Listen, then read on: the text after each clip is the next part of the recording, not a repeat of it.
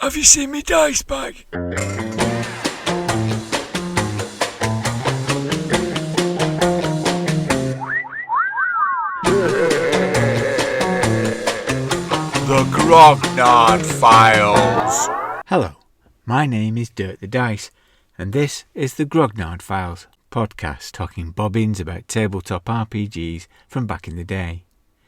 This, unbelievably, is the fourth part of episode 6, which has been all about Dungeons and Dragons. I'm in that odd position where I'm beginning to regret the numbering system that I adopted. It's getting out of hand.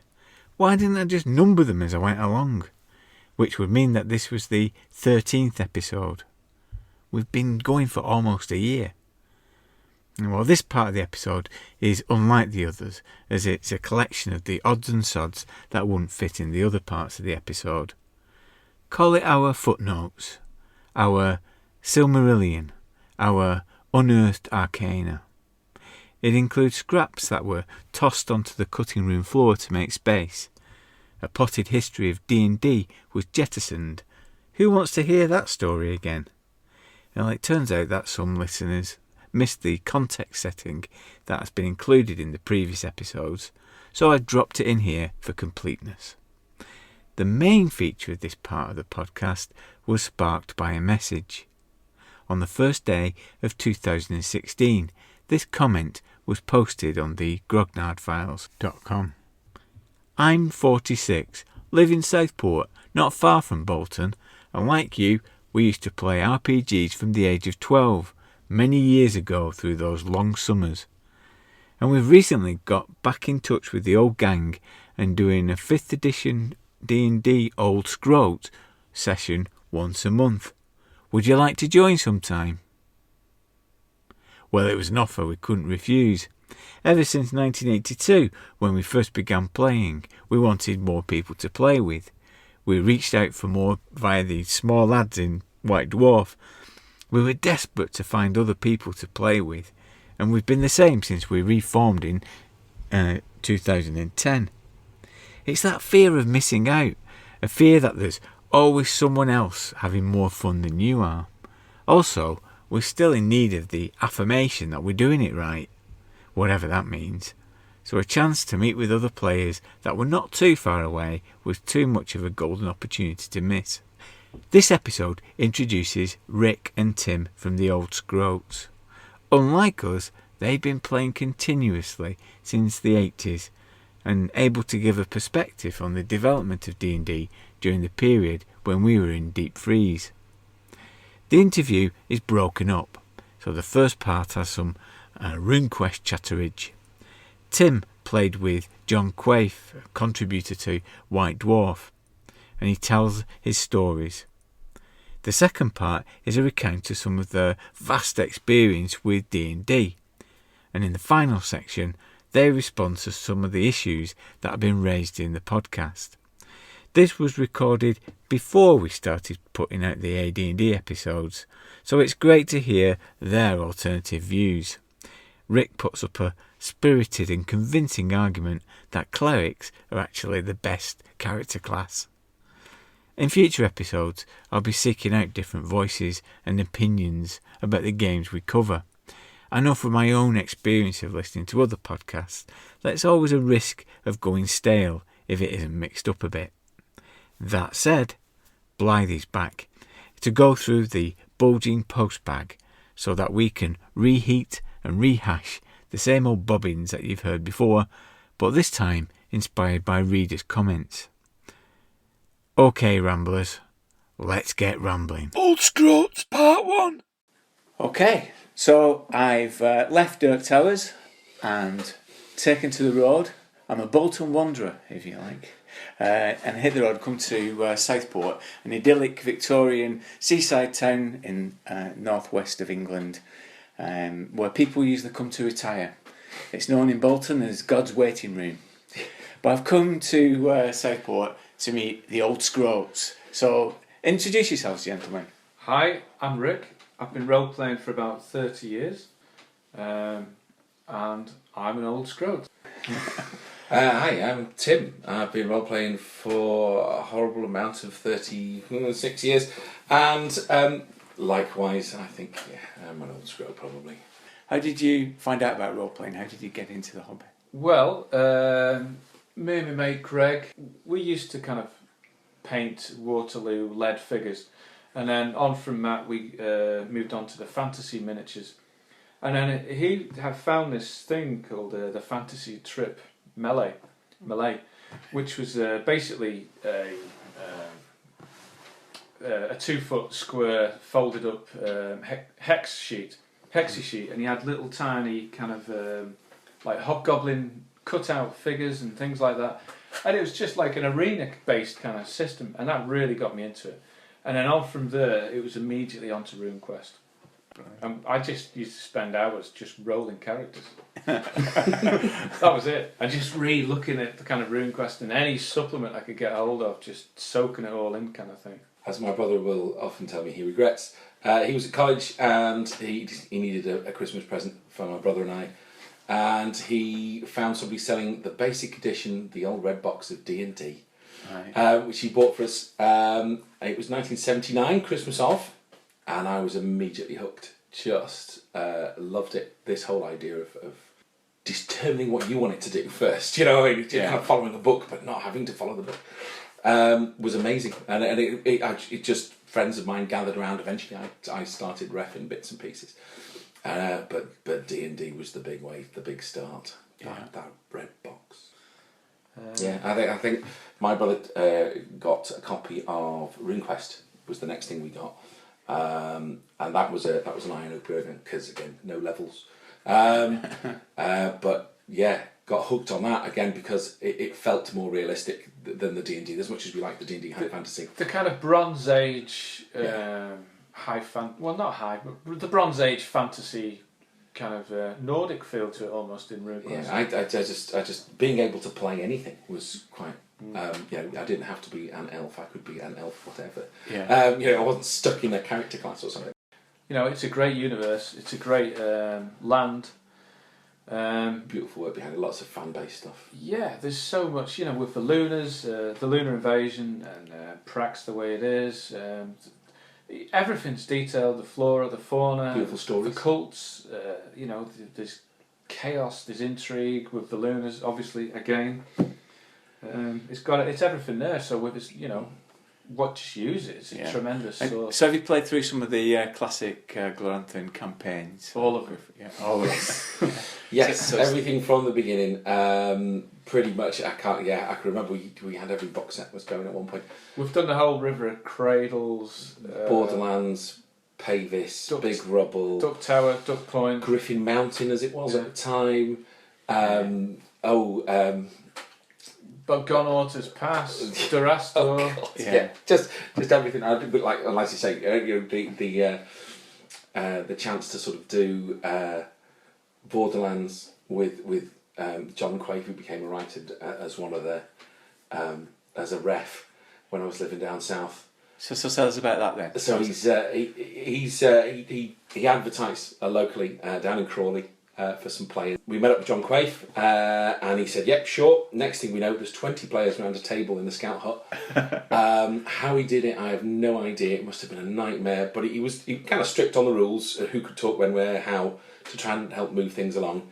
But we did the Borderlands box set with his own editions, with the whole Mariah thing that he wrote, which became published and sort of went places. Because that appeared in White Dwarf, didn't it? It appeared in White Dwarf first of all, He got a couple of bits and pieces in there, if I remember rightly. Yeah. He was and still is still running RuneQuest out there, and good on him. So that was an extension, wasn't it, of one of the scenarios that's in Borderlands. So he kind of expanded on it. There was one scenario where basically you were meant to go off and fight a bunch of nasty beastmen brew things. There was this whole idea of this young girl becoming their leader. And he just expanded on it, and he wrote some extra bits. The whole party ended up traipsing around the deserts of the Borderlands, trying to track down how to kill her because she was unkillable, so it appeared, and was causing untold amounts of trouble. And we had to work out what was going on. The whole party eventually got trimmed down to about the size of 10 with some, some of the best players you could imagine. Just we all kind of gelled. It was brilliantly done. There was some fantastic, exciting moments in it. And the first death of a character where you have one of your characters die and go, that's the right way. That's where he needed to die. I was glad he died there because it was nicely heroic. It achieved everything we needed to do. So how did that happen? There's a particular part of the scenario where you find out. I don't want to give too much away, but you find out. Don't worry. Yeah, Nobody's listening. Okay. You find out where these particular artifacts are keeping Mariah alive and stopping her from dying. And she's buried them right in the waste to the middle of nowhere. But you find a way of getting there. And with the help of Senator Scribe, who was originally a mate of mine, John Burroughs' character, we found the hole itself. We had to go down there. When we first went down, it's a long flight of stairs. And if anybody knows Runequest, when I say at the bottom of this long flight of stairs were about 6 ghosts and quite nasty ones. Oh. And the whole party ended up having to do a run. Ran back up the stairs, and of course the stairs is quite slow. We lost one or two party members to the ghosts getting possessed, but the rest of the party sort of got to the top of the stairs and thought, all right, okay, we're going to have to go down here. This is tricky. What we're going to do? And we decided that we only needed 3 of us. The scribe needed to go down there, and we needed a couple of others to sort of protect the scribe. And everybody just lumped all their divine magics and everything they could on the appropriate 3. And I volunteered. I was playing a Humakti, Poljoni Humakti warrior, and was of course the first one to go. Yes, I'll do it. Whatever, it's dangerous, but I'll stare death in the face.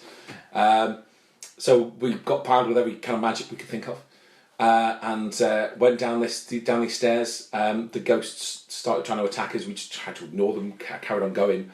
Found the doors to a temple. Saw the remaining bodies of the 2 guys. One of the 2 party members that had been lost. One had drowned himself and the other one had bitten his thumbs off and was bleeding to death in the corner. And ran into this temple, shut the doors behind us. The ghost stopped attacking. And we saw this entire temple walls was just covered in these runes. The scribe gets possessed by a Lankormai scribe who's in there. And ends up having this crazy conversation about how this Lankormai scribe had been forced into making these runes for Mariah. The other chap in the room was panicking and trying to hold the door shut. And I thought, I'm just going to get started smashing these runes. Big altar, big skull on the top. I've got a torch in my hands, so right, okay. Well, let's get rid of the torch. Prop it up somewhere. And I thought, well, the eyes of the skull. That's a good idea. Yeah. So I shoved the torch in the eye of the skull, and the ref said, John said, "Do you touch the skull?" And I said, I'm not really sure. I don't know. He said, "Oh, do a dex roll." No. Okay, you touch the skull. There's a 30-pound sever spirit. Oh, okay, that's quite nasty. Yes, my character dies, and I'm Humakti, so I ain't coming back. So it was, you can DI if you want to, you can try and DI. Alrighty. Well, I want to DI to destroy this temple and everything in it. And John very nicely went, that's a nice Humakti thing to do. I mean, as much death and destruction as possible is kind of nice there. I'll give you a bit of a bonus. So yeah, he DI'd and collapsed the entire thing, just blew it to pieces. The rest of the party on the top just saw the entire thing collapse in a cloud of dust and everything else. Unfortunately, I took a couple of players with me. But it achieved exactly what we needed to do. Yeah. And it was a kind of, if you're going to die, yeah, you're right, he didn't die fighting, but he died doing what he was meant to be doing. Yeah. As heroic. That's the first time I've heard of divine intervention being used in an altruistic way. It's at the end of the day. At the end of the day, I was killing stuff. We've had a few interesting, divine. Yeah. So how did you come together then to start playing? When did you first start playing? The YMCA of Southport has got a lot to blame. Yeah. The old role-playing club in the YMCA, 50p to get in it was. I was doing karate at the time, and I used to notice when we finished karate downstairs that there was this bunch of geeks coming in, kind of with all dice and stuff like that. Oh, I like stuff like that. So it naturally progressed. I'd get changed, come down, and we'd start rolls. So when was this then? What 86. 86. 86, yeah. Yeah, horribly so. Yeah, no, I must Hence have the been old Oxford from 82. Yeah, Yeah, it was about 86. 86. Well, it was when I turned up for the first time, and turned up with John Quaife's ideas in my head and a Runequest campaign in my hands, going, I want to run this for everybody. And we did pay with some rubble then. I loved it. It's ace, yeah. You pay with some rubble, the cradle, the Catalabellas. Oh yeah, we did. So we had a great time. It was wonderful stuff. Good old Runequest. Dungeons and Dragons, Potted History, Part 1. In my hand, I've got a copy of What is Dungeons and Dragons, published in 1982 by Penguin Books. The blurb announces, enter a gateway to adventure. Indulge in the fastest growing fantasy cult of the 80s. Joining a fast growing cult was a kind of talk that used to get my mum worried back in the day. This is one of those books that publishers rush out to ride on the wave of the most recent fad. It was written by John Butterfield, Philip Parker and David Honingham, who were students at the Premier Public School, Eton, contemporaries of the leading lights of the British government. Presumably, they passed over the chance of burning £50 notes in front of hobos at the Bullingdon Club in exchange for being murder hobos around a tabletop at the D&D club. Here's more from the blurb. Dungeons and Dragons enables you to play out your wildest fantasies, to battle with monsters, giants and fiends like the Yellow Musk Creeper or the Hound of Ill Omen, as you search for fame and fortune in the caves of chaos, or the shrine of Shaharajajen. And this is my favourite bit. From students to solicitors, punks to professors, everyone's at it. Students and solicitors, punks to professors. Well, all the occupational bases are covered there. The book makes much of the magic and sorcery in the games, and a kind of talk that stoked up the moral panic and reputation for nefarious activity, such as teenagers getting trapped in wells and satanic worship that bedevilled the hobby in the early 80s, but more on that in another programme. It also provides a concise version of how D&D came about. The origin story of D&D is well rehearsed. It's a kind of folk tale that seems to change every time it's told, depending on who's telling it.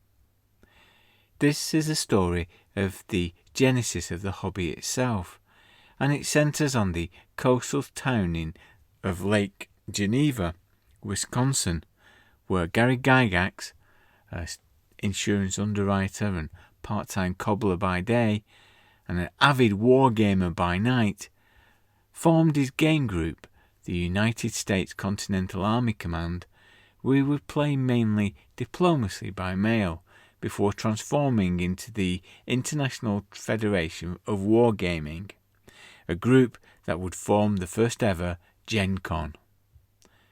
Dungeons and Dragons emerged from his medieval combat rules for miniatures, published as Chainmail in 1971. It included fantasy elements to install fun into the game, such as a unit that was a fire-breathing dragon. If you think about it, these were exciting times when, for example, Bruce Springsteen was packing in the seaside bars in New Jersey, getting ready to be unleashed on the world in 1975. Meanwhile, Dave Arneson in Minnesota was pepping up war games, featuring ancient battles and introducing phaser guns and monsters.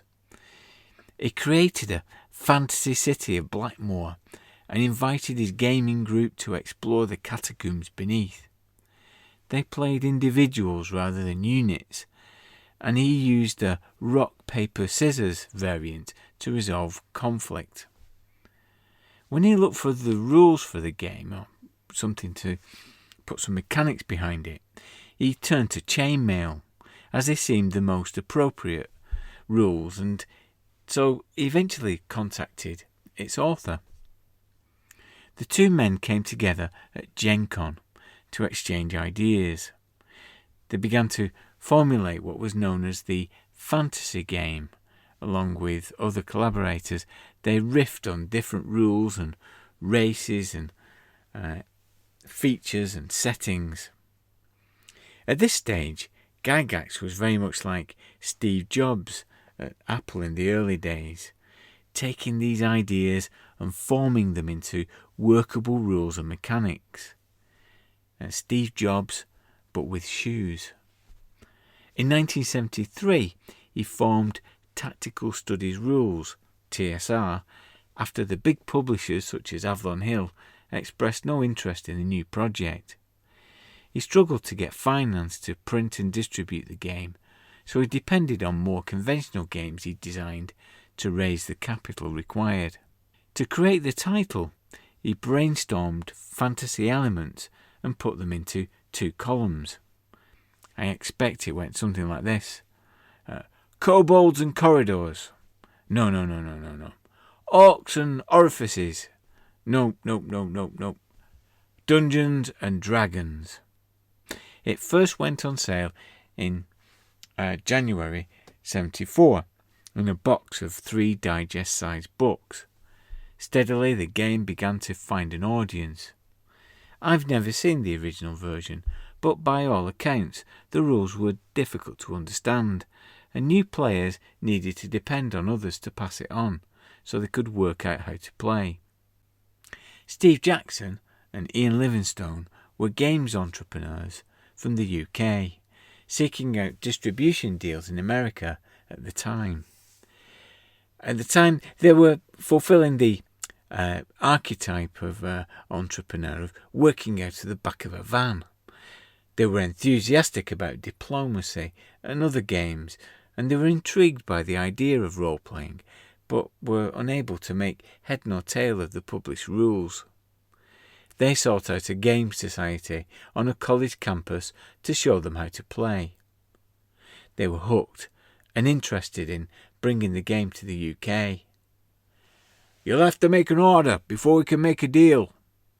"We'll take 17.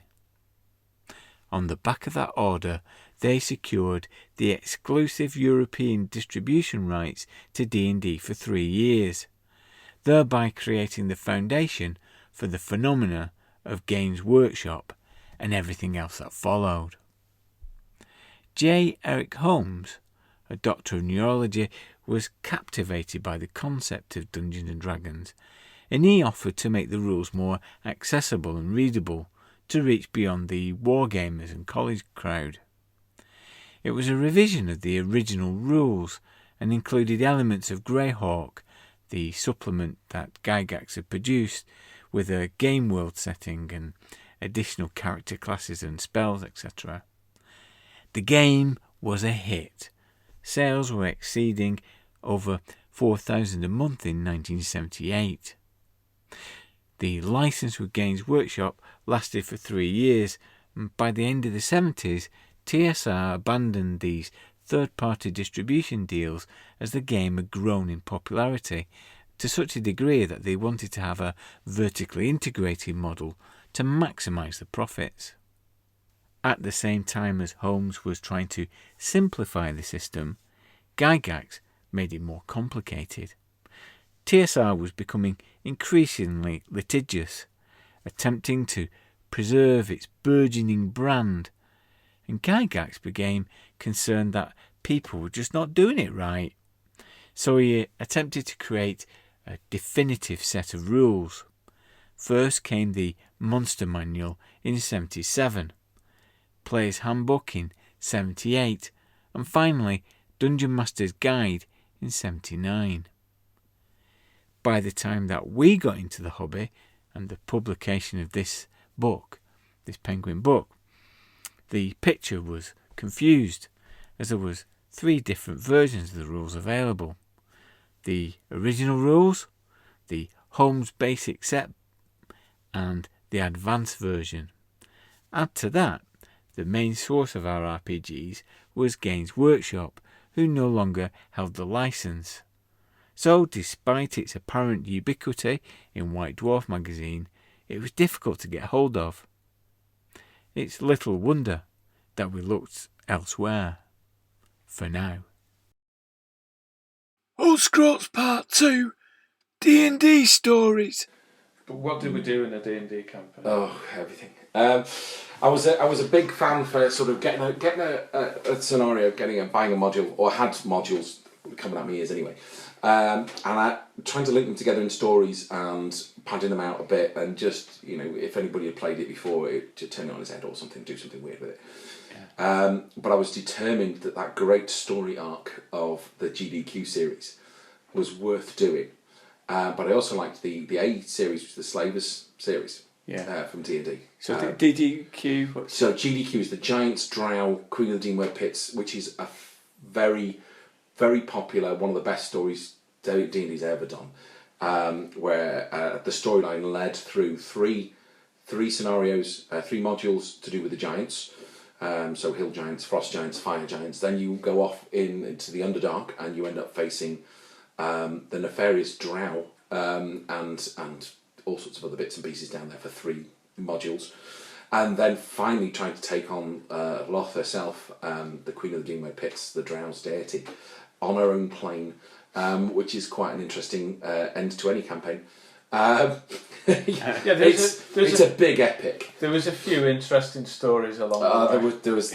There's some goodies. But I attached the Slavers series at the beginning, the A series at the beginning, because I thought it sort of took you then from about 4th level to 14, all told. So it's a nice long epic story with loads of bits and pieces to sort of interconnect. You get the players were going all over the place. Yeah.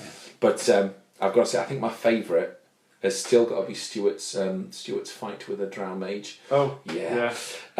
Which right. was So set the scene. we had a character played by a good friend of ours, Stuart, who he liked playing mages. Etta the mage, who loved playing mages, Stuart. So when it ended up the whole party piling into a particular room in the Demon Web Pits, which had several drow, 2 drow on top of 3 pyramids dotted around the room, and tons of zombies in the middle just to try and slow you down.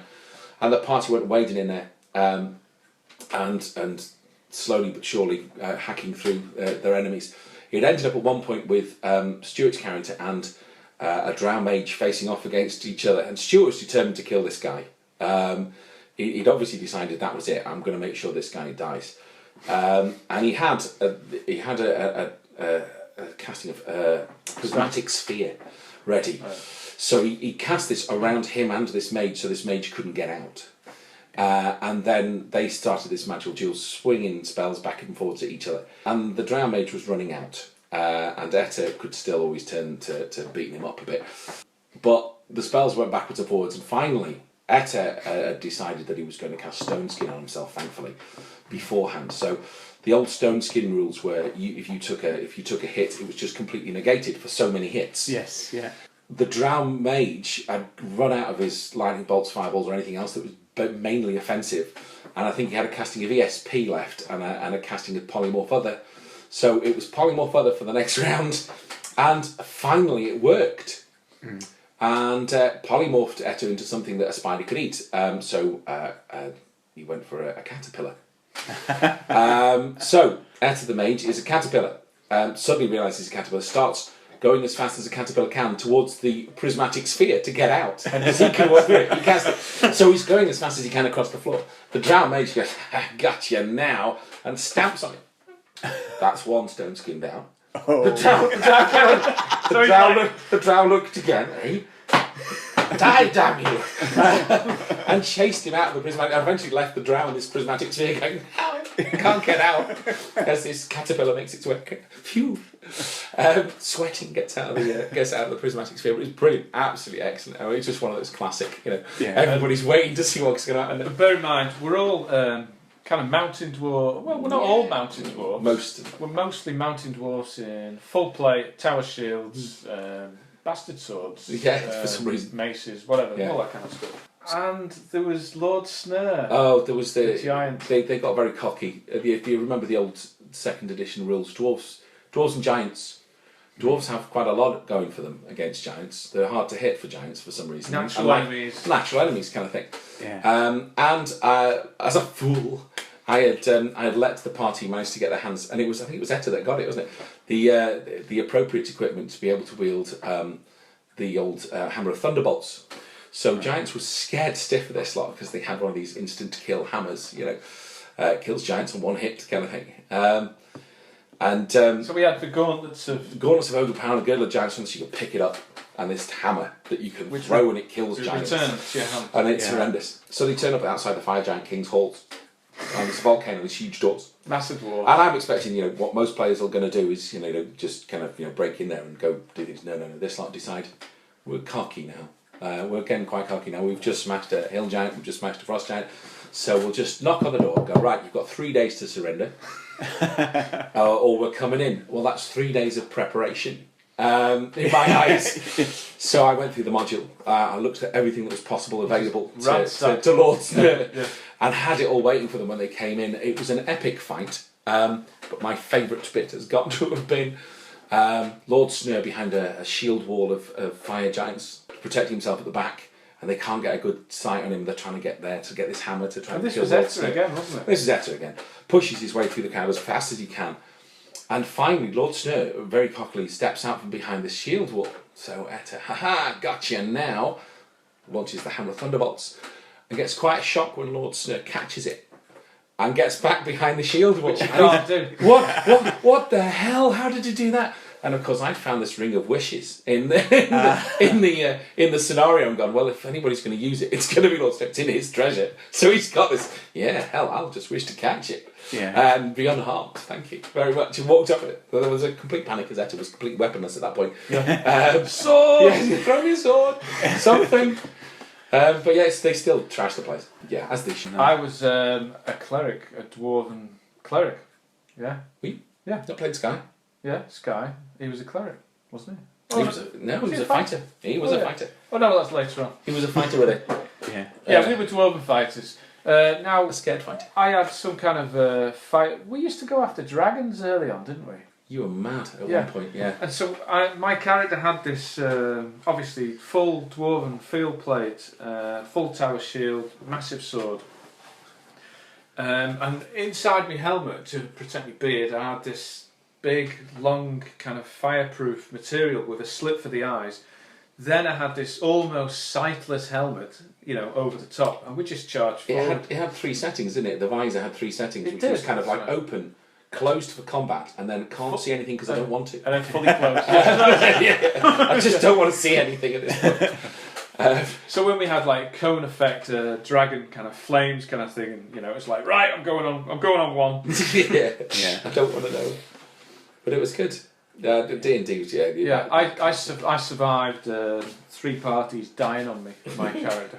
Yeah, the first party was during the Horn of Igwil, the Lost Caves. Lost Cousins show that. To Shamp, whatever you want to call it. which is one of the first modules, wasn't it? Yeah, get to the end, big vampire asleep in the middle. And there's a lovely picture there. Beautiful picture. This Show them the picture. Female vampire and on a looking down into a kind of oubliette kind of thing, with a long kind of chain and a lantern. Yeah, which is what they were after. Yeah. And the thief kind of crept in. Yeah, sorry. Down the lantern. The thief managed to. I think he had somebody cast spider climb for him. Or he had some slippers of spider climb or something. And went across the roof, tried to unhook the lantern, and that asked him to make a sneaky roll thing, and he failed. Quite surprising actually, because the guy who's playing the thief knows what he's doing. But yeah, failed the old jingling of the lantern, and this woman's eyes open, and this rather nasty armed vampire sort of stands up. Everybody who's on the balcony watching this panics, and en masse bar one, they start to run. One guy stays on the balcony. The thief, standing there looking somewhat panicked, ends up fighting the vampire on his own. Then the vampire flies over to the guy on the balcony and fights him on his own. And then as the vampire continues down the corridor, finds that one member at a time of the party have spaced themselves out nice and neatly for sort of single one-on-one combat with a nasty vampire, all the way down the corridor. Until the only person who kept running was Ric's dwarf. Everybody else spaced themselves out nicely, so the vampire could just pick them off one at a time. It was party wipeout of not my making. It was it was a lesson learned. Yes, yeah. I'd like to think so. And the next party, wasn't it? What was it? A mind flayer riding a nightmare kind of thing? That was kind of the end of it all when you goofed. We had one player playing an elf archer, and he was the party leader. They had to sneak through. The idea was to sneak through a bandit camp and stop the summoning of this nasty demon. There's a big tower in the middle for these nasty wizards. Also, they thought. Actually, turned out to be mind flayers, but hey. As they're sneaking through the bandit camp and the elves hiding behind a tent, suddenly bright golden light appears, and this stunningly amazing, powerful-looking elf with golden hair, covered in beautiful elven armour and all the rest of it, appears next to him, right in the middle of this bandit camp, and in a kind of echoey voice, hands him around and says, this arrow, and says, "You'll need this," and kind of disappears. And the elf kind of looks at the arrow and goes, that's nice, I'll put it in the quiver. Puts it in this quiver. And they get into the bottom of this tower to find some horrible summoning going on. But they were slightly late, and just as this demon starts to coalesce in the middle of the circle, and I'm kind of going, yes, you've got perfect range on it. It's it's there. It's 60 foot away. It's nice short range. Bow range. You could easily hit it from here, but for some reason the party decided to attack it melee, including the elf. I think one of the other players went, "What about that arrow?" And I think he just kind of went, "Oh, that must be for something else." And again, I was left on my own. I had a sword which made me invisible, so when invisible. Potted History, Part 2. In 1988, we were put into a deep freeze, placed in the RPG cryonic pods by life in general, and disillusionment with the way things were going, what with Warhammer and all those minis and everything. We flicked the switch and froze ourselves almost completely out of the hobby. At the time, the second edition was being published after a long period of deliberation by TSR. It was originally conceived by Gary Gygax at the height of his pomp, when D&D the brand was reaching TV screens and bath towels. He was planning on reorganising the advanced rules in conjunction with Frank Mentzer, who had developed the basic edition of the rules that had helped to convert new players to the game in the mid-80s. However, he had departed the company by 1988, leaving the project to Zeb Cook, who attempted to streamline the unwieldy first edition into a reference book for players by organising the materials into topics rather than spreading it out over the different volumes. It was the edition that we returned to in the early noughties, when we partially defrosted to play D&D for a brief but intense period. The rules were broadly the same, apart from changes to character classes. There was more depth for magic users, for example, and it introduced non-weapon proficiencies. The tone was very different too, eschewing the prescriptive tendency of Gygax with a more laid-back, your game may vary approach. In addition, the rules made much more sense. Of course, the edition we should have reached for in the early noughties was the third edition, which was released in the year 2000. It was at the centre of a D20 revolution, where everything seemed to be resolved with a D20 with modifiers. The amendments to the combat allowed for more tactical decisions during play, to try and build on the growth of miniature gaming. It was the first version published by Wizards of the Coast, who had acquired the cash-strapped TSR in the mid-90s. Their core business was card games, deck-building games like Pokemon and Magic the Gathering. The fourth edition, released in 2007, has its supporters, but it's generally dismissed by players because it seemed to take its mechanical cues from the online games like World of Warcraft, where characters could pick powers and reduce the options for character building. Wizards took their time developing the next iteration, extensively playtesting the rules under the working title of D&D Next. When the starter set arrived in 2014, it was praised for its intuitive simplicity.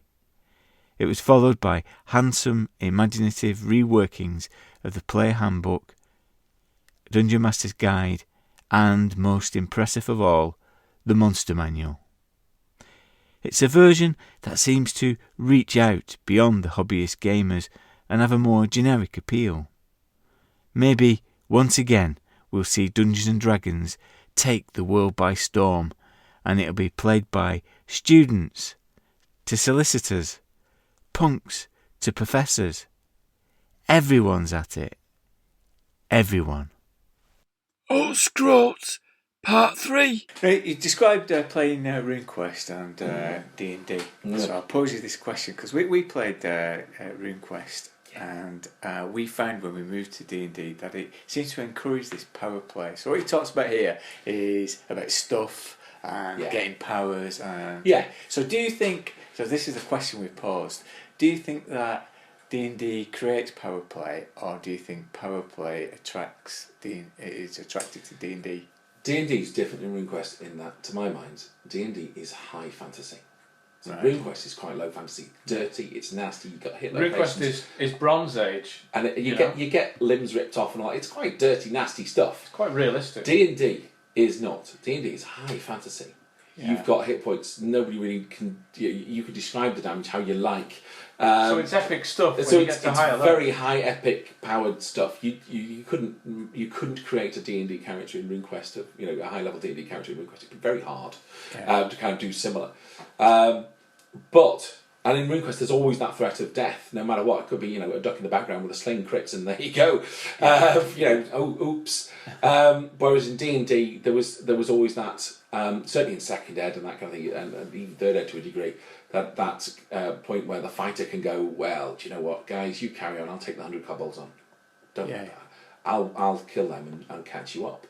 There was that kind of attitude, which so it is quite. It is, so the characters, or I'll summon my barbarian horde. or whatever. So it was quite. It's quite over the top in a lot of respects, but it does depend on how you play it and how you ref it. The players can make it quite. So I think in answer to your question, yes. Kind of. Yeah. I imagine it does attract power players in the fact that if you want to play big, powerful characters, D&D would be the thing to play because you can really max out on it. Not that you can't be really powerful in RuneQuest. But there's always that threat of death in RuneQuest that there's anything could happen. Where in a fight you're always at risk, whereas in D&D sometimes you're just not. Well, not really. So, in the podcast, we've been choosing one of the best from the following. So, I'm going to ask you first of all. So, Rick, what's your favourite spell? So I like turning spells on the head. Yeah. So I like casting fire trap on an oil flask, throwing it and it explodes, stuff like that. Grease is fantastic. What a great spell. Fleeing enemies, etc. Your favourite at the moment is Touch attack stuff. Yeah, I like. What's the touch attack one? Inflict wounds. Inflict wounds. Yeah. Inflict wounds in 5th ed. I can cast as an 8th level spell. You can use a higher level spell. I can use a higher level spell slot, so I can cast it as an 8th level spell, and I'll do I can do 10d10 damage or something like that. Either 10d or 10dn damage. It's a doozy. On a touch, so it's easier to hit someone on a touch attack, and it's my classic clerical get out of jail card kind of thing. If I'm near a monster, I'm good with my kind of mace, my war pick. I'm good with my war pick. I can even shield bash, but what the hell, touch attack. I can do 60, 70 damage. It's tremendous. Which is tremendous in 5th ed, yeah. And Tim, your favourite spell? Having played a mage, I liked. I a bit like Rick. I didn't go for the big boom bash mage. weirdly. And I played a mage. I think my favourite was monster summoning. Just because you could cause untold amounts of grief for the enemy. Yeah. Particularly if you buff your monsters after that. Yeah. You know, if you can, get somebody to bless them, haste them. But even if it's a bunch of goblins, a bunch of hasted, blessed goblins is quite, it's a pain in the butt for most people. Anything you can do to buff them up can always be fun, and of course you never know what you end up with. Sometimes, so monster something can be quite a good laugh. Yeah. At the right moment, put in the right place. And what about character class? What's your cleric? Definitely cleric. And why cleric? Fighter's a bit boring, a bit obvious. I like mage, I like wizard. I love all the spells, but I like to have the backup hit points, the backup armour, the backup weapons. If all spells fail, I like to be able to be kind of an all-round kind of thing. But I enjoy the freedom of using spells, what that gives me, and the edge. Yeah, and I can help heal the party as well. And I like the religious kind of aspect to it. For a role-playing point of view, it definitely helps as some religious maniac urging everyone forward. Being able to heal them and bless them at the same time kind of thing. And obviously you can turn ghosts, zombies, ghouls and all that, you can influence them and that kind of thing, calling upon your god's divine powers. Yeah, good. And decent, not bad hit points as well, Yeah. So yeah, all round. I'm in a quandary now. Because since I got 5th ed, I've kind of gone through them all and gone, I really like them all now. Even bards, and I've got to say that in that way, even bards, I've taken a bit of a kind of, they have their place now. The only one in 5th ed I'm not impressed with is Warlock. Tried playing one, not the best. No. And why is that? I tried playing one, and I found that in a party of everything but Warlocks, I was at a loss. I went for the sort of Fey Pact thing. And played an elf. I wanted to play it really kind of Terry Pratchett, Lord and Ladies type elf. Real quite quirky, but not quite nice kind of elf. But it doesn't. I was really struggling. I was really struggling to be on a par with anyone. Yes, I can fire my Eldritch Blast every round, but so can a wizard, and do better things. By the time we were of about level 5, the wizard had numerous spells he could chuck in there as well. I had 2, which I had to save to save my life most of the time. So you were kind of a bit limited. I didn't find it competed. Well, I say competed. I didn't find it not competed, but matched the other character classes. But all the others I really enjoyed. But I suppose wizard or rogue is my thing. Yeah. One or the other or both. Kind of like that kind of thing.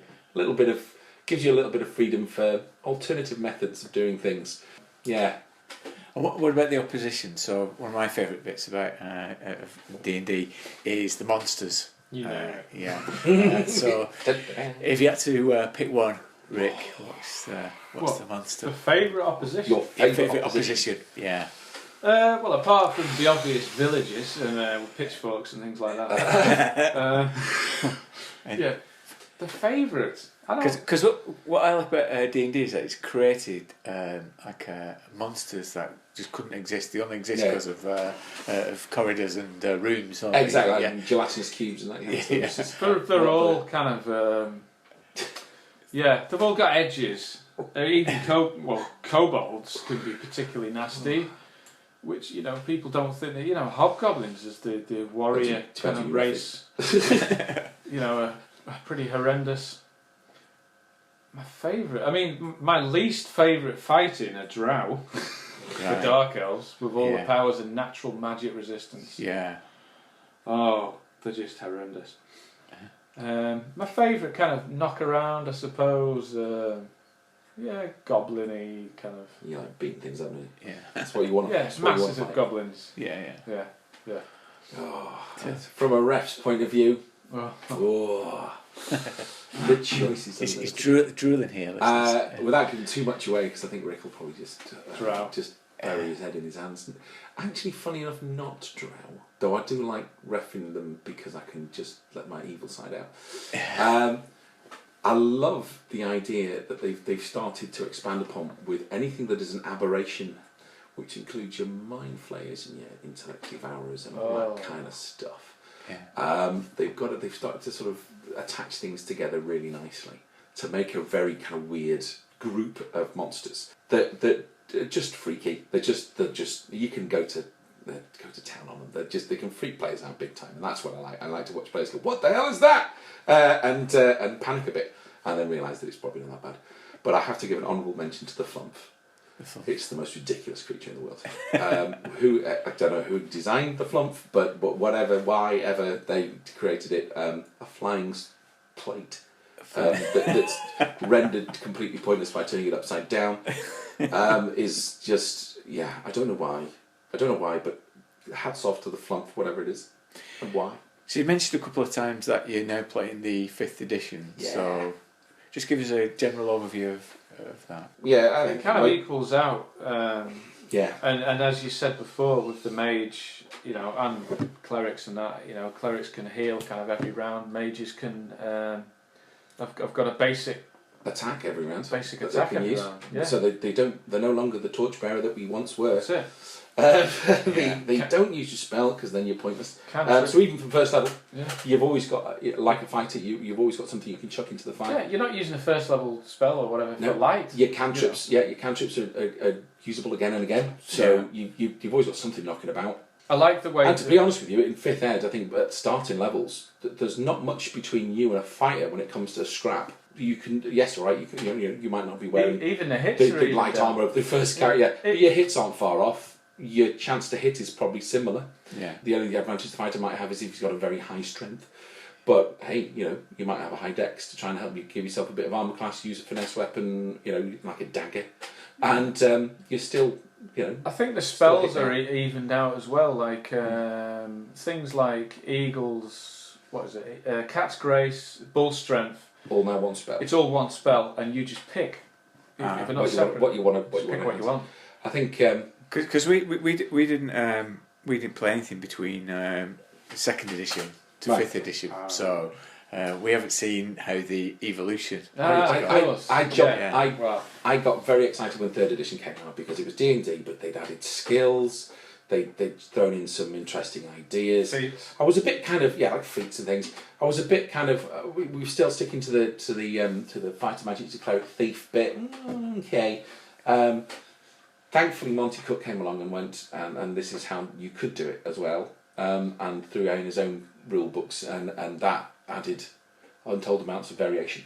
But things started getting a little bit out of hand. Your difficulty numbers started to get very, very high, and you start to get players concentrating solely on particular skills so that they were high enough to be able to defeat very, very difficult target numbers all the time.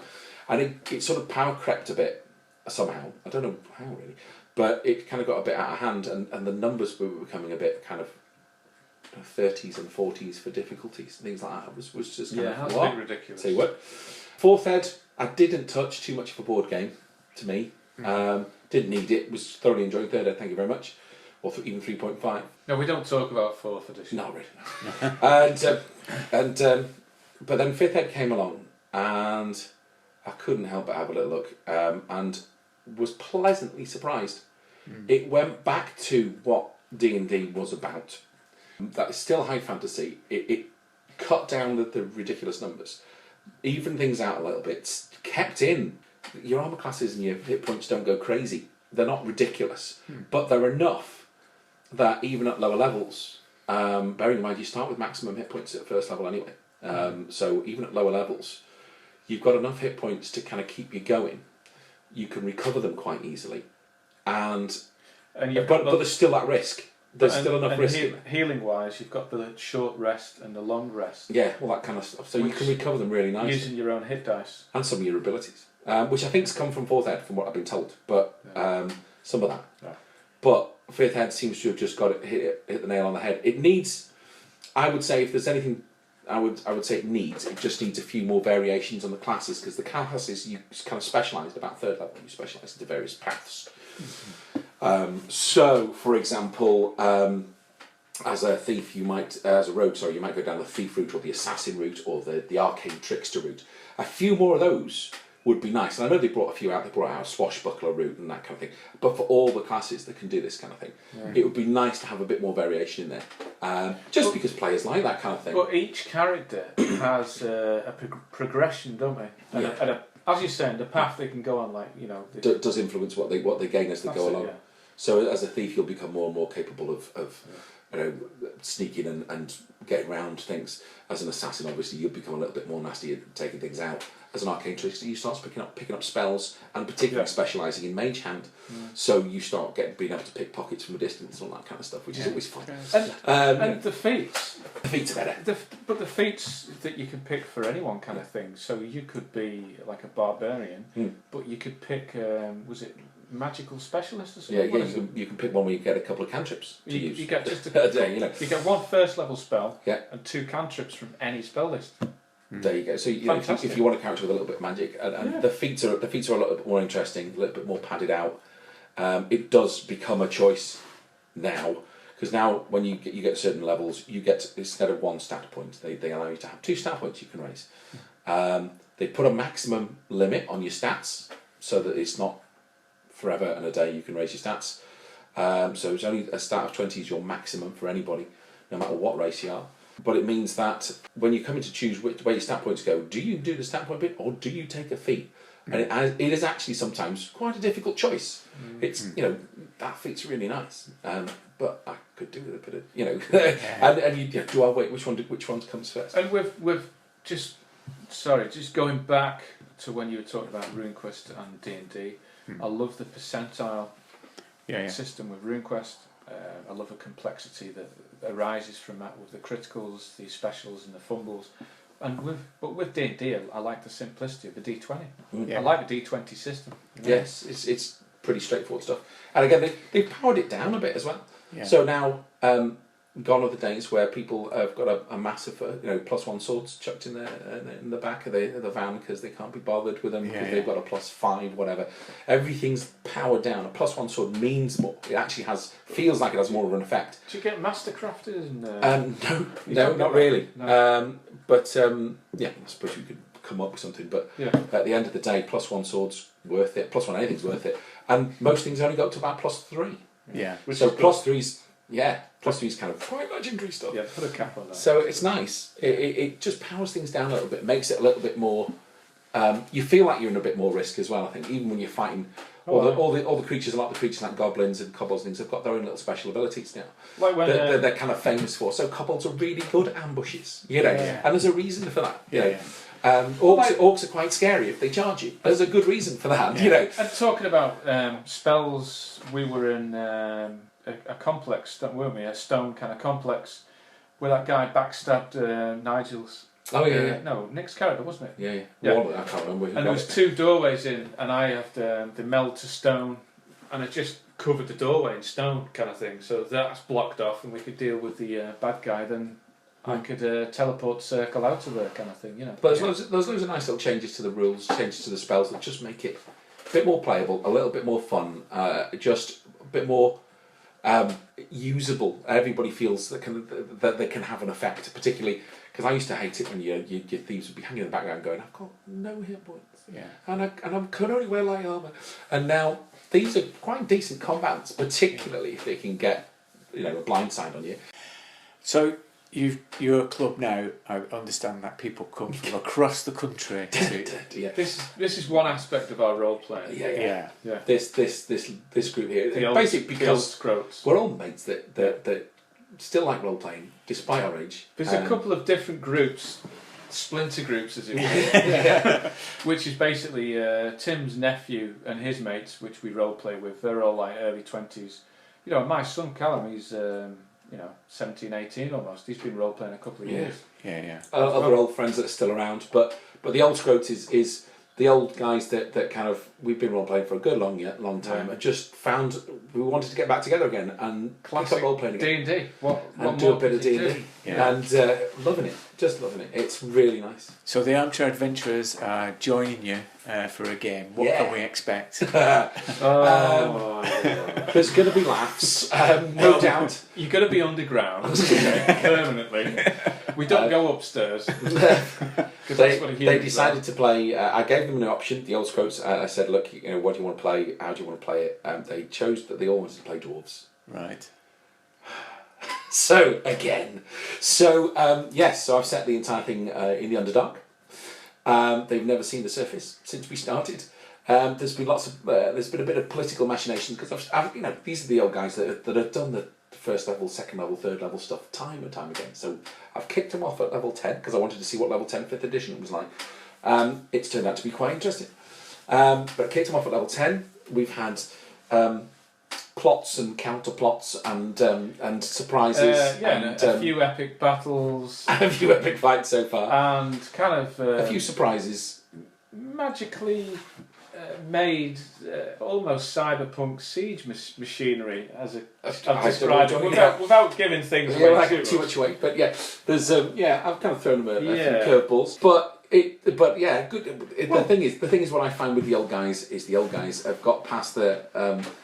It's not all about trying to kill everything all the time, and it's not all about trying to get the treasure all the time.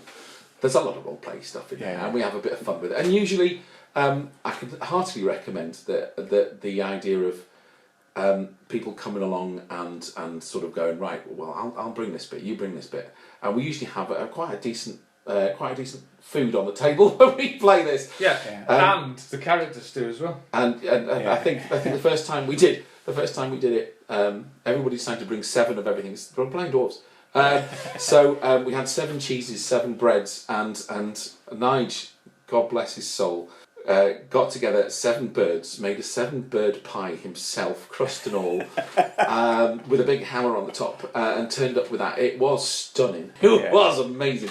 Yeah, and just make fun of it, have fun with it, and just enjoy it. That's what it's for. After all, just enjoy yourself. So will myself and Blythe be presented as a curveball, or?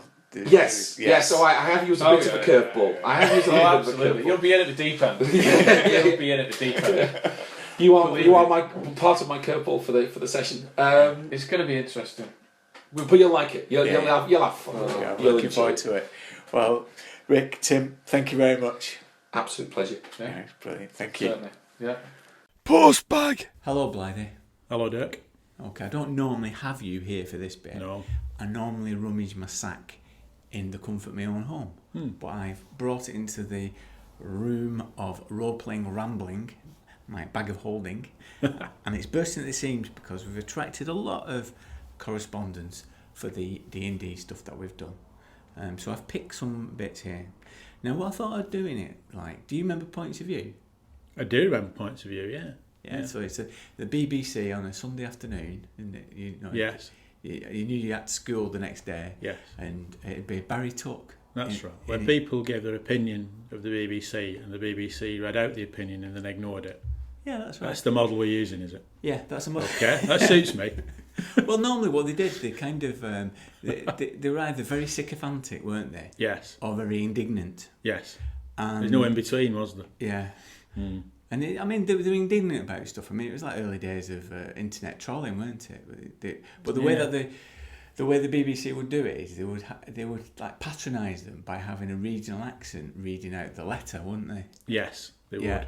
So somebody would be complaining about somebody having a digital watch on Poldark or something like that, and they'd read it out in a northeast accent, wouldn't they? Yeah. Well, I didn't have that kind, and it would kind of lower it down, wouldn't it? Yeah. So what I thought. Then they would have someone on saying how the digital watch in Poldark was possibly the best digital watch you'd ever seen on TV, and could we have some more, please? Yes, exactly. Yeah. So they always counterbalanced it. Yeah, they did. So we had lots of correspondence to do with the D&D stuff we've got, and it's on theGROGNARDfiles.com, and people should read the comments. Some really good ones in there. And people have kind of shared their stories of playing, and some people who started playing again have done it. I'm going to leave those there for people to go and find. What I've picked out here, because I've got you in the room, is some of those where they've taken issue with something we said or done. I can't see why. I can't imagine why people would take issue with anything we say. And what I thought I would do is I have a limited repertoire of NPC accents. You do? Well, at one. Oh, come on. I mean, They're all from New York. all your NPCs are from Brooklyn, New York. All of them. No, not all of them. I do have It sounds like they all are.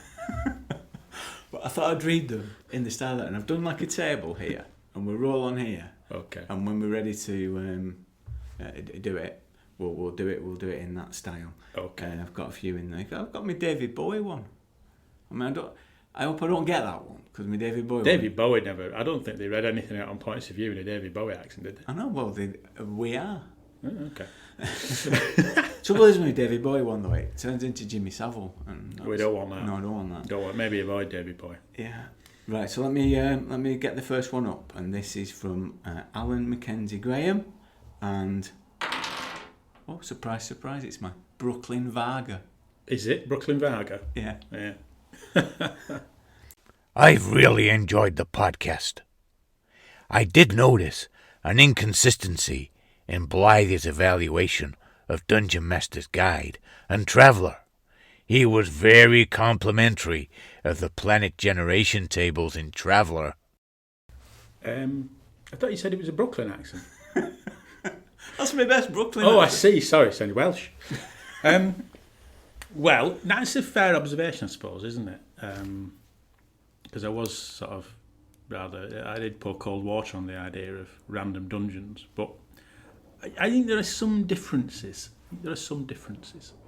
I think that if you look at the Traveller rules, the planetary generation system isn't entirely random in that certain factors affect some of the rolls. So it's not like rolling 2d6 6 times and that's your planet. Things like the law level are affected by the level of population and things like that. So there's a little bit of science put in there. But I think the other thing is that if you look at the original Traveller rules, so you've not got the Spinward Marches and you've not got the Solomani Rim and all those kind of star charts. You've not got that. You do need a random planet generator because in any particular game, say a 4-hour game, an evening game in Traveller, players can hop from one planet to another. So if you're having to create planets on the hoof, that can be a bit tricky because you default into oh this is an ice planet, oh this is a desert planet, oh this is a jungle planet. Whereas I think the random planetary generation thing gives you more scope in a way. Random dungeon, that's different because in an evening game you're only going to be in one dungeon. So come on, put the time in, Games Master. Invent a dungeon. I think where some people have taken issue is as well. And I share some of this because I do think the random dungeon generator is a bit balmy. However, it does do that thing. Like I said when I was arguing about it, it's that it reduces some of the heavy lifting. So it's not necessarily that you turn up to the table and start rolling on the table and creating the dungeon. Yeah. It's I need to prepare something. I'm going to roll on some tables and create something quickly. So I can see where the analogy with the planet generator comes in. I can see that, but I still think that if you're having a game of D&D and you're the games master, then the idea of drawing some rooms and corridors and putting some monsters in is just not that difficult. At the end of the day, it's not that difficult. I think in Traveller, players have a bit more freedom in Traveller, so they can decide to leave a planet in their spaceship and go to another planet. And if you haven't got a planetary system prepared, you might need that kind of random. You might need to do that. Yeah, I think where it differs as well is that there's a bit more variance, isn't there? So it gives you a little bit more detail about the planet, like you said. Whereas the random dungeon generator doesn't give you the kind of sensory. The air's not thin. There's moss on the walls. It's not that kind of thing, is it? No, it's just it just generates. Oh, it's a corridor. Oh, it's a room. Oh, it's this, it's that. Well, I just don't think that's that difficult. No. It's sort of, I suppose, it just seems unnecessary in D&D, but in Traveller, I can see. It's sort of unnecessary in Traveller ultimately because you do end up buying the Spinward Marches with hundreds of planets. And you never really need to do it. But I can see that how in the original Traveller rules it may have seemed necessary because during a session players might hop around and you might run out of planets. Yeah. You might actually run out of planets and think, oh, they've decided to go somewhere else now. That's a bit of a problem. And I think as well, the rolls that you make on the random planet generator come up with interesting results that maybe you didn't think of as a games master for how a planet might actually be. You know, so it might have, you know, a very low tech level but a very high law level, you know, that kind of thing. And it then makes you think about why that would be. Whereas I think a random dungeon, it's just, oh, it's another corridor, oh, it's another room, oh, it turns left, oh, it turns right. Really, you know. But as I said at the time, in the defence of the random dungeon generator, I suppose it comes from a time when maybe people who were just kind of foraging through role playing as a new thing, a new concept, might have thought this is what people need, and ultimately they don't need it. But then that's why it's there, because it's a new thing, and people are kind of groping towards how do you actually play it and what do you do with it. So it's forgivable, but it's just funny. It's just a funny thing. It just seems unnecessary now by modern standards. Doesn't seem necessary. Thank you for the question, Alan. Good answer though. What I quite like about that question is always like introduce the idea that somehow we'll be consistent in our thinking. Yes, I think people shouldn't make that mistake that we are being consistent and should under no circumstances hold us to account for it, because that would be embarrassing for us, but not them. Okay, next one. Oh, Brooklyn Varga. No, I'll roll again. Okay, this is from a friend of the podcast. It's from Mike Cool. So let's see. Irish leprechaun. Irish. Is there any other kind of leprechaun? Well, I've heard a Welsh one. Oh, well, you're going to do the Welsh one again. Well, you did the Welsh accent last time. Do a different one. Irish one this time. Okay. I know what his honour means about resurrection, but I still have a fond place in my heart for it. It features in Empire of the Petal Throne as a service you could have access to if you sacrificed enough of your accumulated wealth to bring a fallen comrade back. Something that either made for party bonding or a lot of ill feeling. I remember one GURPS brainstorm game having an intense but inclusive debate about the going rate for resurrection insurance, and should professional adventurers have higher rates? What does dying twice in 2 months do to your no claims bonus? And, as with hiring an assassin, the quest to find a resurrection for unlucky Clem should be a story in itself. Resurrection. Yeah. I felt like Terry Wogan had been resurrected then. Very good. Better than the Welsh one. Oh, well, resurrection.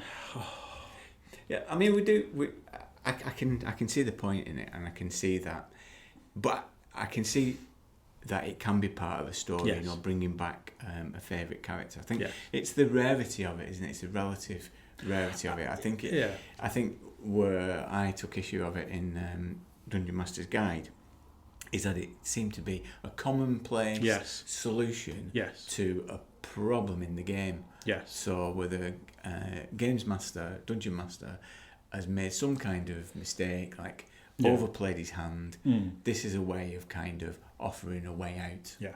No, I agree with you, and I think Michael's point is right. It can be a good thing in a story. It can be a good thing in a story, and that, you know, the resurrection of some NPC, for example, who you think's long dead, that kind of thing can be quite exciting. Yeah. But my problem with it is a little bit like your problem. I think it's about the group dynamics, because the problem with resurrection is if you're deep in some dungeon and your 10th level fighter gets killed and you've spent years building that 10th level fighter up, it's difficult. If resurrection exists and is commonplace, there's a kind of onus on the other players to get you out of the dungeon. Yeah. But that puts them in a sticky position, doesn't it? Carrying a corpse around. Particularly if someone else's 10th level magic user cops it as well. And then you think, hang on, we've got to get both bodies out. If you don't, there's kind of the potential for recriminations, that kind of thing. It's the group dynamic thing with it. And also, I think it's a bit like if your character, your 10th level fighter gets disintegrated by a beholder, well, he can't be resurrected, can he? Yeah. And that seems, then there's recriminations. I always think dead's dead. You know, if you're dead, that's it, you're dead. Because that puts an end to it. And it takes the pressure off all the other players and everybody. There is another option though, isn't there? There is another option that is used in some of these indie games where actually the character becomes disembodied and it can find another shell to go into. I quite like that idea. The idea of downloading your character before it dies. Like science fiction kind of stuff, or a clone, or that's okay. I think resurrection like that is okay as long as, but I don't like it when it puts pressure on players or the games master or the group, because there's an expectation that my character's dead, but I expect you to get me out of here in one piece and take me to some temple and get me resurrected. Yeah. And of course, if they don't do that, it stops being about, your character's a bit reckless, your character had some bad dice rolls, that kind of thing. It becomes about, I expect you to bring me back, and if you don't, there's potential for ill feeling, I think. Yeah, no, I agree. You should go and visit the site. I keep telling people to do that. So stop me if I'm over promoting stuff. But you should go to the site to see the rest of Michael's contribution, because there's some really good stuff on there, and also his encounter with Louis Pulsifer. So yes, the great Louis Pulsifer. Yeah, so it's a good little story in there. So please go and see that. Next one up is DM Mike, and sorry about this, Mike. I'm going to do it in the style of an evil overlord channeling something nasty.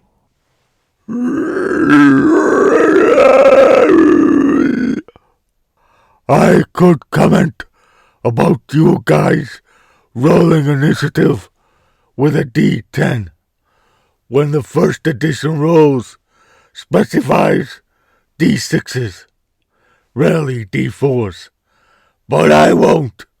LOL. Sorry? That was like Spike Milligan. Evil Overlord Spike Milligan. I need some practice for these. Yeah. Do it in a Brooklyn accent. Do it in the one you can do. The Brooklyn accent. The Welsh Brooklyn accent. Didn't hear that. What was it? Repeat it. Well, what he's saying is that we made a mistake because we're rolling a D10 to roll initiative. Oh, for initiative, yeah. Yeah, and in the old style rules, it's wrong. It's a D6 in first edition. Yeah. Yeah. Does it matter? Well, I think the whole thing about rolling for initiative is an interesting one, because we never, because we played a lot of Runequest, rolling for initiative seemed wrong somehow. And it comes back to this thing where I always say that it feels more like a game. Well, it does. I suppose it feels, yeah, rolling for a sort of unmodified initiative, unmodified by abilities or surprise or anything like that, seems a bit odd. It's just like you say, it's just a dice roll, isn't it? So, yeah. All hanging on a dice roll, and it can be crucial. I remember those games we played with Kevin. Sometimes the whole thing would hinge on who hits. Well, it can do, can't it? If you're up against something really nasty, and your magic user has a fireball spell, for example, and you think the magic user can blast this thing before it blasts us, then initiative is important, because you're getting that. Sometimes getting that first strike in is what can be the difference between life and death in certain big encounters with big nasty monsters. So does it make a difference what dice you make? Does it make it, the range of options? We're the last people to ask, aren't we? Yeah, about probability. Yeah. As many of our dead characters will testify. We're the worst people when it comes to probability. Yeah. Yeah, I don't know. It probably doesn't, does it? It's still a dice that you're rolling. I don't know, why do we roll a d10? Why did we roll a d10? I think we roll a d10 because when we played with Kevin, that was the roll. I mean, whether is second edition a d10 and first edition a d6? I don't know. And the fifth edition's d20. But fifth edition is better in the sense that it's modified by things, isn't it? So you feel like your character can be quicker and get initiative by virtue of their abilities. Whereas in first edition, I think there are some modifiers, but in first edition, they're not as significant, or they're not always applied. Doesn't he say in his letter that Gary Gygax rolled a d10? Yeah. He played with Gary Gygax at a convention, played with a d10. So there you go. There you go. It's good enough for Gary. It's good enough for anyone, isn't it? Yeah. Yeah. Apart from the random dungeon generator, which was good enough for Gary, isn't good enough for us, I'm afraid. We'll pick and choose there. We'll politely but firmly say, no thank you. Okay, last one. Here goes on the table. James Mason. A James Mason impression. James Mason impression. Well, it's not a letter from James Mason. No. I was going to say a letter from beyond the grave. It's Resurrection. Resurrection. We resurrected James Mason of all people. So this is from Doc Griffiths, he's an actual RPG doctor. He's a doctor of RPG, isn't he? Yes, right. He's in our imagination, he is. Biggest monster manual crime is Yeti, chaotic evil. I was hoping they'd fix this version. Yetis, let's give them horns and make them chaotic evil. No, a stupid idea. In 5th edition, it's chaotic evil. Yeah. And neutral in 1st edition. Yes. Yeah, it does feel a bit odd that it's chaotic evil. But you do get that, don't you, with alignment? I mean, I'm a fan of alignment, as we've discussed before. I'm a fan of it. But I suppose I'm more of a fan of it when it comes to players, as the way it motivates and constrains players. But when it comes to monsters, it becomes less of an issue, doesn't it? Because a monster is a monster, so... See, I disagree. It's behaving monstrously. I disagree. A Bigfoot, if you're going to have a Bigfoot, Sasquatch or Yeti in your game, right? What is the point of having a Bigfoot in your game unless it's got a malevolent intent? Well, if it's neutral, it's just an animal wandering around. The big animal, isn't it? Yeah. But what's the point? Why have it?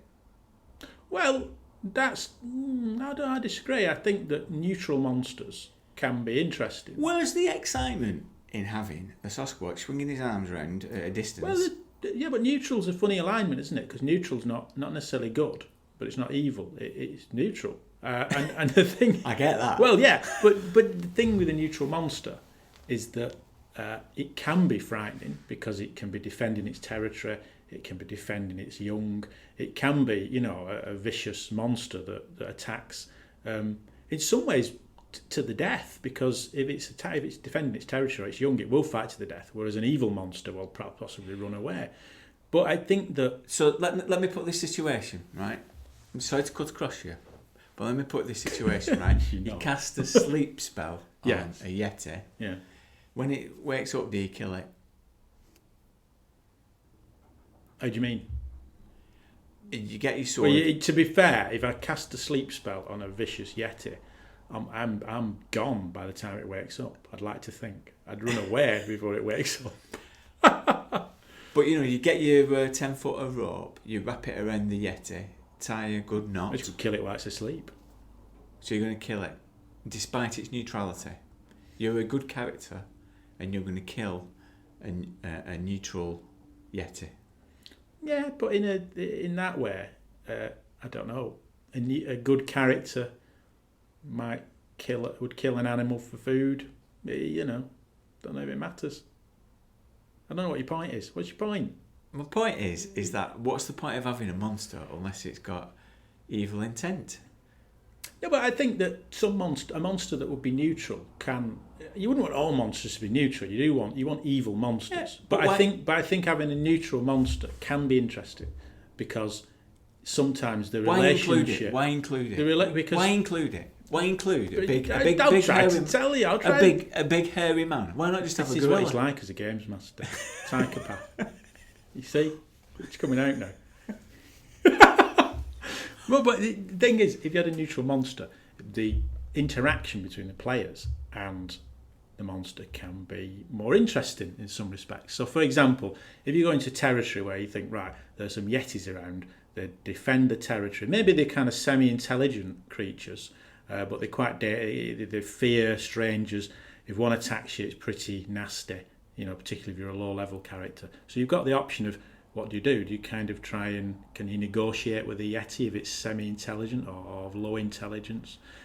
You've got those kind of options. Whereas a monster that's just evil, it's just an inevitable, we're going to fight these things, aren't we? Because if we're good and they're evil, we're going to clash. Whereas sometimes a neutral monster, whilst it's still a monster and it's still dangerous and it can still attack you and can be just as deadly as an evil one, it sometimes gives a different dimension to dealing with the monster. You see, I thought you would appreciate that because it gives, it's like King Kong. To go back to your King Kong example, the greatest monster ever. Is King Kong evil?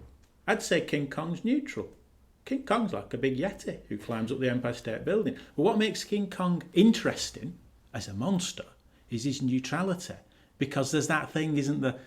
He's frightening, he kills people, but everyone feels sad when they kill him and he falls off. Because he's neutral. Right. So I think there's. I'm not saying all monsters should be neutral. You've got to have evil monsters, and sometimes it's interesting to have good monsters.